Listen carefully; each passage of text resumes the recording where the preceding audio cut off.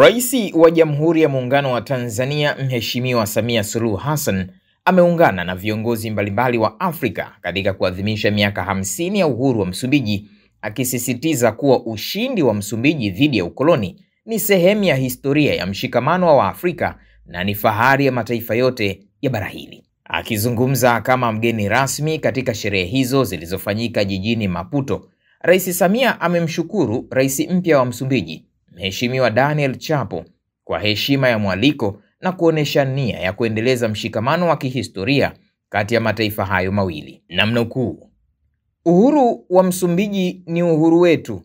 Tanzania na Msumbiji si majirani tu, bali ni ndugu wa damu waliounganishwa na historia ya pamoja ya ukombozi wa Afrika, alisema Rais Samia mbele ya maelfu ya wananchi na viongozi wa kimataifa. Katika hotuba yake, Rais Samia alikumbusha mchango mkubwa wa Tanzania katika harakati za ukombozi wa Msumbiji, akitaja uhusiano wa kihistoria uliowekwa na waasisi wa mataifa hayo, hayati Mwalimu Julius Nyerere na hayati Samora Machel. Alisisitiza kuwa Tanzania ilitoa hifadhi, mafunzo ya kijeshi na msaada wa kisiasa na kiuchumi kwa wapigania uhuru wa Frelimo. Pia alikumbusha jinsi Tanzania, Zambia na Botswana zilivyokuwa tayari kuhatarisha uchumi na usalama wao kwa ajili ya mafanikio ya ukombozi wa kusini mwa Afrika.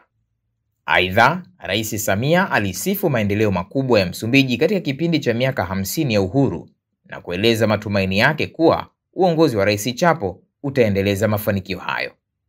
Akitangaza kwa furaha, alieleza kuwa shirika la ndege la Tanzania ATCL litaanza safari kati ya Tanzania na Msumbiji mwishoni mwa mwaka huu, hatua inayolenga kuimarisha uhusiano wa kibiashara na kijamii baina ya mataifa hayo.